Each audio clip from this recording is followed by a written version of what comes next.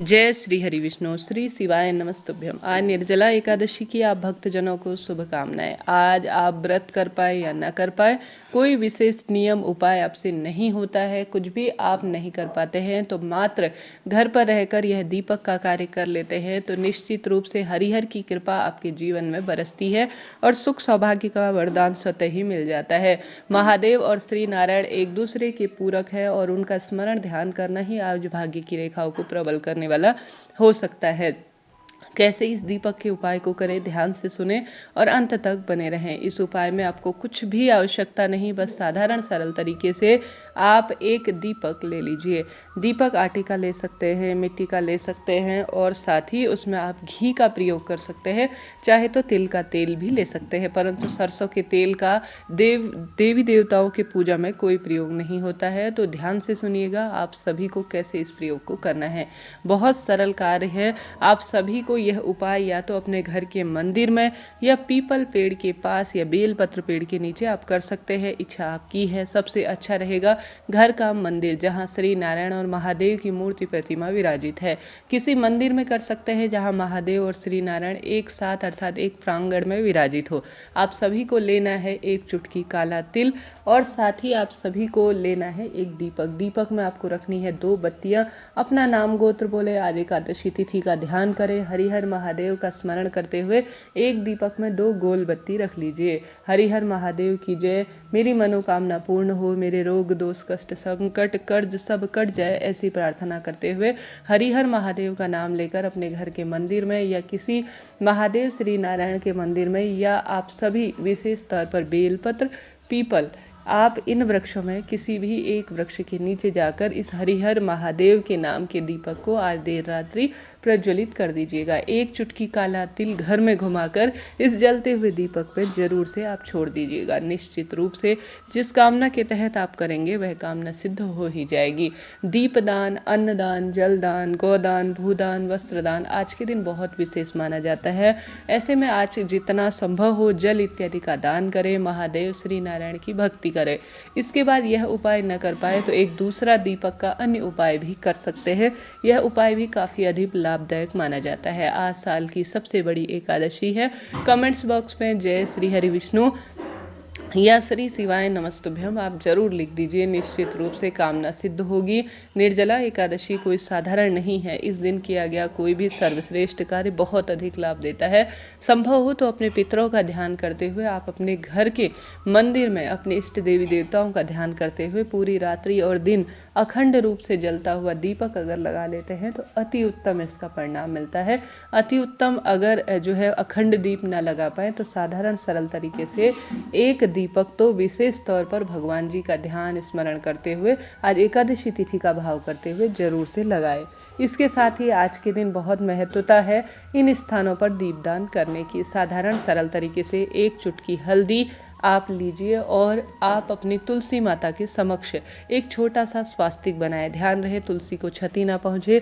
तुलसी माता की जड़ में या तुलसी के आसपास एक छोटा सा हल्दी का स्वास्तिक बनाएं या साधारण सरल तरीके से तुलसी का वहाँ पर आसपास आप हल्दी का लेपन कर सकते हैं। तो एक जो है गोल बत्ती का या लंबी बत्ती का, देखिए यहाँ पर शालिग्राम जी भी वास करते हैं तुलसी में, तो आप गोल बत्ती का भी प्रयोग कर सकते हैं। देवी लक्ष्मी का स्वरूप है, आप लंबी बत्ती का भी प्रयोग कर सकते हैं। इच्छा आपकी है।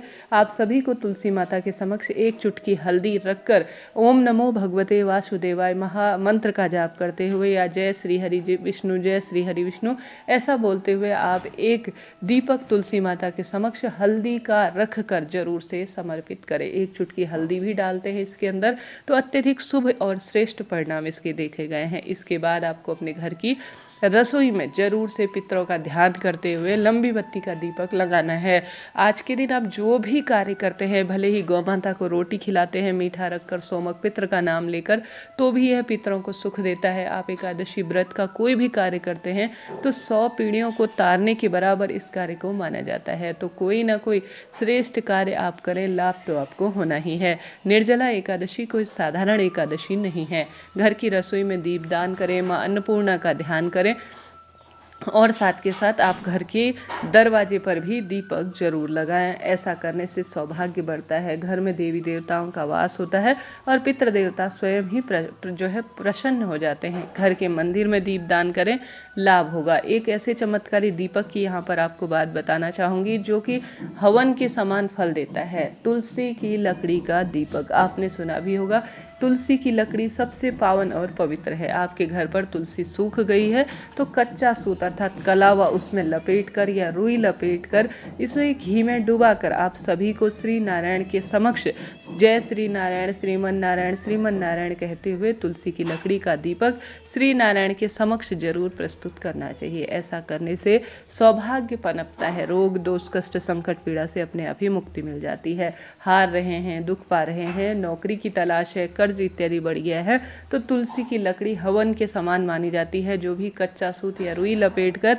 आज के दिन श्री नारायण के समक्ष इस दीपक को प्रज्वलित कर देता है वह सौभाग्य में वृद्धि स्वतः ही कर लेता है। तो तुलसी की लकड़ी का दीपक आप जरूर आज के दिन जलाएं, निश्चित रूप से लाभ होगा। कष्ट संकट कर्ज पीड़ा से भी अपने आप ही मुक्ति मिल जाएगी। आप सभी यह कार्य जरूर करें।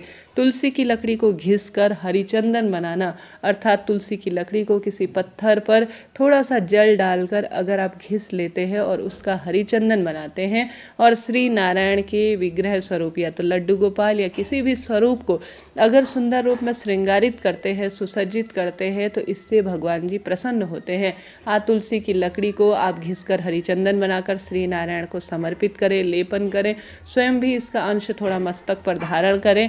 इससे रोग दोष कष्ट संकट पीड़ा से मुक्ति मिल जाती है। आज प्रदोष काल में अर्थात शाम के समय आप सभी को विशेष तौर पर एक प्रयोग और करना है। गंगा जल की कुछ बूंदें जल के लोटे में डालें, 5 बेलपत्र डालें और लेकर चले जाएं महादेव के मंदिर में। श्री शिवाय नमस्तुभ्यम महामंत्र का जाप करते हुए सबसे पहले गंगा जल जो थोड़ा सा एक चुटकी आपने डाला है वह नंदी बाबा के उठे हुए पैर में थोड़ा सा समर्पित करना है। बाकी का बचा हुआ गंगा जल और जो बेलपत्र आपने ली है उसे आपको शिवलिंग पर चढ़ा देना है। गंगा जल पितरों को सुख प्राप्त कराता है, सांसारिक मानसिक आर्थिक कष्टों और बंधनों से भी मुक्ति देता है। यह कार्य करे, एक समय का भोजन पंडित ब्राह्मण जी को दान दे, ओम नमो भगवते वासुदेवाय महामंत्र का जाप करें।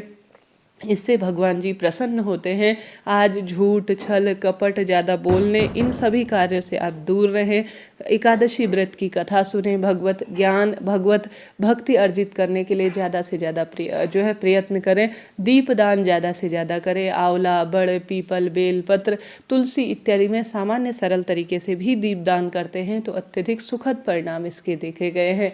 आज का दिन का व्रत उपवास, आज किसी भी तरह से आप अन्न का ग्रहण ना करें। अगर आज एकादशी व्रत करें या ना करें, आज फलाहार ही रहते हैं तो अत्यधिक शुभ इसके परिणाम देखे गए हैं। यह कोई मनगढ़ंत बातें नहीं है, शास्त्रों में इनका विधान है। आज के दिन अन्न ग्रहण करने वाला नरक का गामी होता है। वैसे भी शारीरिक परिवर्तन इतने हो रहे हैं कि एक दिन शरीर को आराम देना बहुत आवश्यक है। राधे राधे।